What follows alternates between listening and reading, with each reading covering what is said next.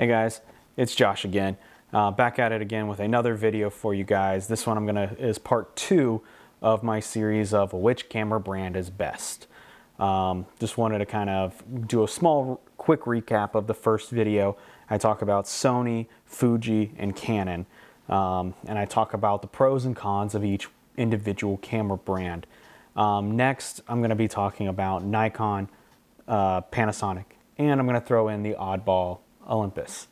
Those that know the camera industry very well know Olympus doesn't exist anymore, but I still wanted to talk about them because you can still get them. In fact, I actually have an EM10 Mark II sitting in my spare bedroom, sitting on a shelf that I'm just waiting to purchase a micro four thirds lens and a battery for it, and I'll have a nice little street camera. Without further ado, let's talk about these cameras. So let's jump right in. I'm going to talk about what I consider the sleeping giant, which is Nikon. With Nikon, you have probably one of the coolest camera companies, especially one of the most historic camera companies. They have fantastic image quality. They always have. They're incredibly rugged cameras throughout their entire history as a camera company. I mean, they've been around for over 100 years. But let's quickly get into the pros here. So the biggest is going to be their build quality. You don't get better built cameras than Nikons. And with that better build quality means it's more rugged. You can take it in harsher environments. It can be in war zones. It can be in, the harsh environments of like the Arctic, and the camera will work. They are a little bit more on their DSLRs than they are on their mirrorless right now, at least in 2021. I do believe that they make the highest quality DSLRs still. I know the entire market is moving towards mirrorless, and eventually you will see Nikon as well, but right now they truly do build the best quality DSLRs, probably with my favorite being the D850. That camera has always impressed me and will always continue to impress me. That 45 megapixels, the 7 frames per second as a DSLR is absolutely incredible. They also have the highest tolerances for lenses. Their lens quality is better than everybody else's. Sony's may be the most technologically advanced, but Nikon's are built better and they are sharper than everybody else's. They are truly, truly incredible lenses. Their menu is pretty good. I don't find it as easy to use as Canon, but it's pretty darn close. They definitely know what they're doing when it comes to camera menu systems. And their autofocus system has always been very reliable, especially in their DSLRs. Their mirrorless cameras, they've got some work to do, but their DSLR autofocus systems are incredibly good and incredibly accurate as long as you're taking photos. And that's one of the things that I also consider a con or a pro for Nikon. It's also a con for Nikon, which is they are more of a photocentric camera company. If you want to do video, they may not be your best option. They are a good option, but they are not your best option. If you want to do photography only, they are probably one of your best options as far as a photography-based camera company goes. Let's get into some of the cons. Like I said, their video autofocus has never been great. It is getting better. I find that the Z cameras do actually have very good autofocus. It's still not up to snuff of what Canon and Nikon or Canon and Sony are able to do, but it is still very, very good, and you will be always very pleased with what it can do. It is the smallest lens lineup out of any of the mirrorless cameras. They have taken their sweet time releasing lenses for this. Now, they could be, we're going through the middle of a pandemic and, their production capabilities just aren't there, but they just don't have the lenses that the other camera companies have, and they haven't really announced anything as far as like high quality primes and zooms and things like that people are expecting out of a good camera system. The other big thing is they are currently bleeding money. And now I don't want to get into financial health of different companies, but they've had to file bankruptcy a couple of times now, and it's not looking good on the financial aspect of it. But, you know, I don't think that should sway your buying decisions on Nikon. Let's not let the wish become the father of the thought, kind of thing. Let's just see where the chips where they may lay. I just think Nikon for years has put too much money in too many wrong situations. And I don't think that they have properly managed their finances as a company. And that has nothing to do with the quality of their cameras. Their cameras are still their #1 thing. But they're going to have to figure some things out. Otherwise, they're going to be in some dire straits as far as financials go. All right, now that we're done with Nikon, let's go to what I call the oddball, Panasonic. So Panasonic is an interesting company. It has 2 different lens mounts. They have the Micro Four Thirds. They are the last holdover from the Micro Four Thirds system. For those of you that don't know what Micro Four Thirds is, it is a crop factor of 2, meaning whatever focal length you're at, say 25 millimeters, you're actually at a 50 millimeter if you're on a full frame sensor. And because everything is measured by a relation to a full frame sensor, your 25 mils actually look like 50 mils. That is an interesting way to do cameras because it is a small camera mount and a small camera sensor. It allows for small and lightweight cameras. And that's one of the things that Panasonic did. But they also made some very large cameras like the Panasonic G9, the GH5S, the GH5. But what they did is with those larger bodies, they added some of the best image stabilization I've ever seen out of any camera company. It truly is like you're walking with a gimbal, but you're just holding the camera. You don't need gimbals when you shoot on Panasonic. You also get waveform. You get shutter angle instead of shutter speed for video. And that's my next bullet point is Panasonic is a video company. They are good at stills, but they excel at video. They have some of the best formats, the best features that any videographer will want in a camera.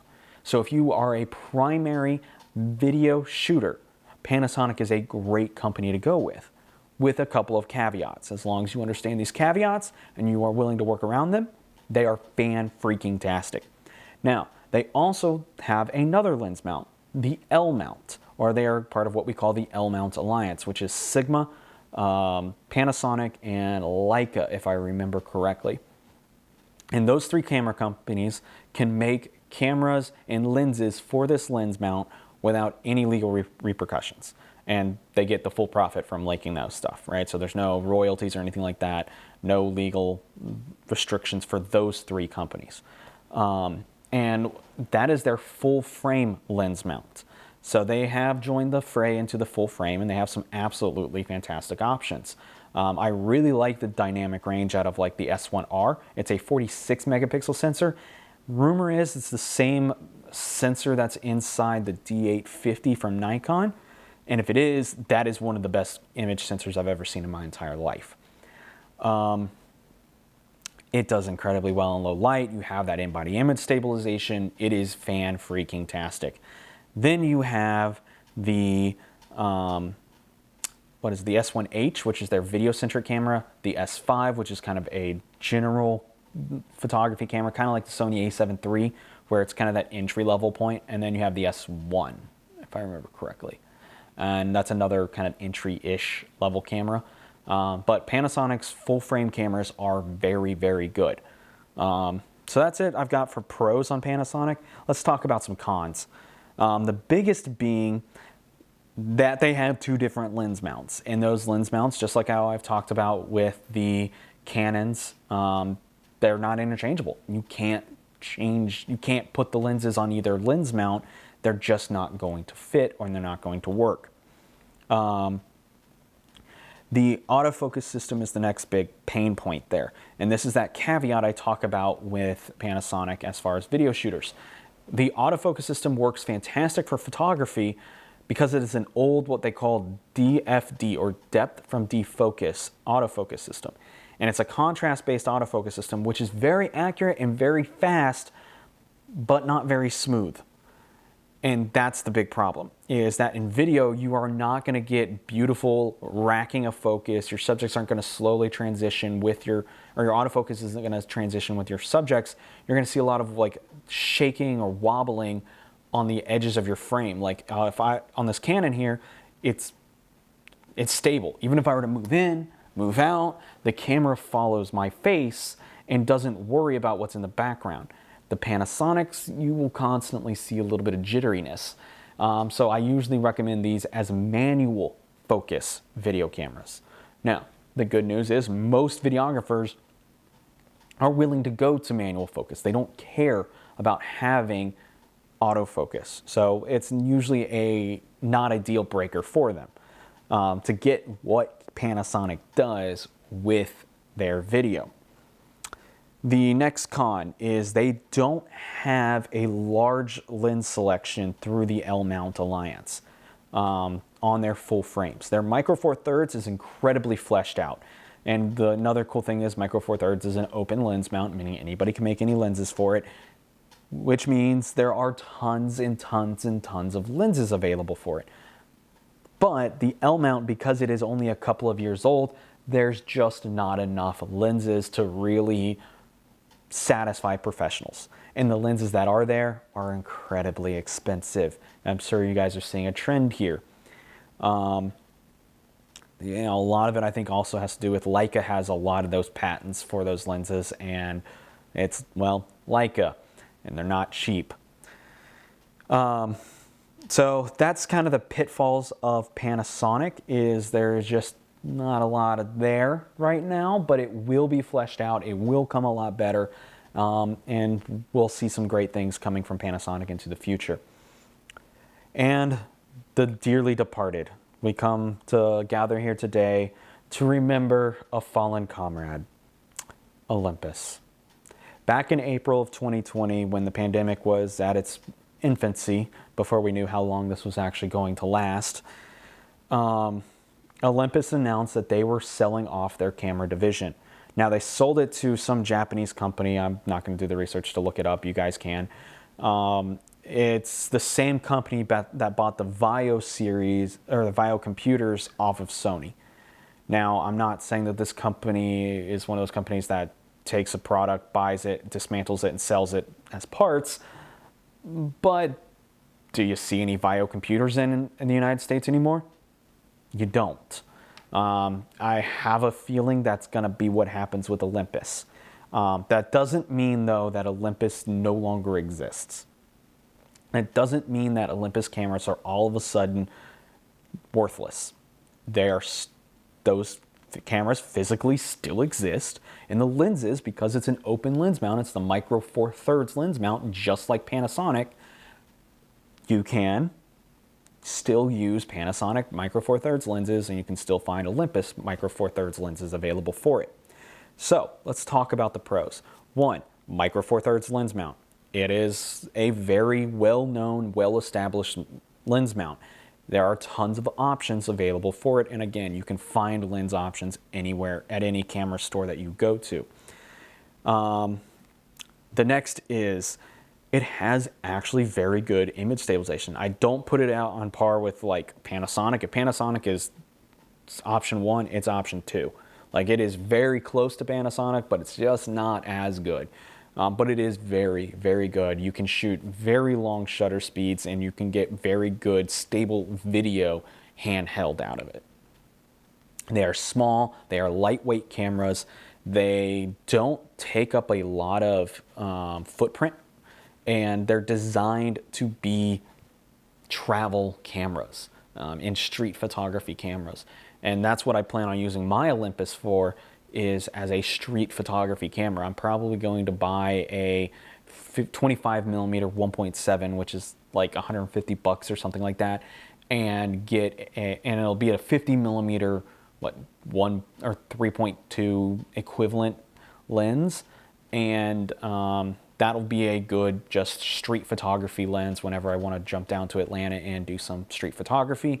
I don't have to bring my big A7R4 with, you know, a couple of lenses. It's just one camera, one lens that, you know, can almost slide in and out of pockets. The autofocus system I would put on par with what Nikon does with its mirrorless systems. Good, not great, right? So it's gonna get the job done, but you might get like 5 out of 10 shots, where like the Canons and the Sonys are gonna get 9 out of 10 shots in focus. The Olympus and the Nikons are probably about 5 to 6 in shot, or in focus. And they're very, very fast cameras. Even my entry-level one shoots at 15 frames per second. The EM1 Mark III or the Mark II, I can't remember, shot at 30 frames per second on a micro four thirds sensor. So you're gonna get some really, really fast photography out of these cameras. Let's talk about the cons of Olympus. There will be no future developments for Olympus cameras as of right now, right? Things might change, they might announce something, but as of right now, as of March 22nd, 2021, there are no plans for a Olympus camera or a new Olympus lens. The camera system is at this point just about dead. But again, if you don't mind that and you just want a cheap camera that can give you good image quality and can be lightweight and small, Olympus is a fantastic option. And don't ever sleep on Olympus as far as their image quality. They're very, very good. Anyways, guys, so that's the end of this series of videos. I hope you guys enjoyed it. I found this to be very fun to write up and to kind of talk to you guys about. It's a fun little thing I wanted to do on my day off and just kind of give some insight into where, as a camera salesman, how we look at things. I will tell you this, no matter what camera you're shooting with, you will always get good results if you have the right techniques. While I do believe some gear matters, brand of gear, in my opinion, doesn't matter, right? They all do a very good job. It's just about using your tools for the right situation. I hope this helps inform you guys, helps you make your camera buying decisions a little bit easier. I don't want to become a gear channel, so I'm not going to talk about it too much. But I just want to kind of go over one of the questions that I get asked all the time, which was, what camera brand should I buy, or what camera should I buy? Whichever one is right for you, that's the answer. Whichever one is right for you. All right, guys, I'm going to be signing off. Let me know in the comments below. I've got 2 different options that I kind of want to go to for my next photo hike adventure. I'm either going to be doing Amicalola Falls up in North Georgia, and I'll start doing some waterfall photography. I have kind of gotten away from it for a little while because when you photograph waterfalls a lot, you're just kind of like, once you've seen one, you've seen them all. Or there's a beautiful waterfall up in southern Tennessee called Benton Falls. I'm thinking either one of those 2 would be a fun hike to do. I would say the better hike is definitely Benton Falls. The prettier waterfall, though, is Amicalola. Let me know in the comments below which one you guys think I should go to. Whichever one has the most comments is the one I'll go to next. Anyways, like, subscribe, do all that fun stuff. Share this video out. Let's get up to 100 subscribers, because again, we are doing a 100 subscriber giveaway for a tripod. Without further ado, y'all, cheers.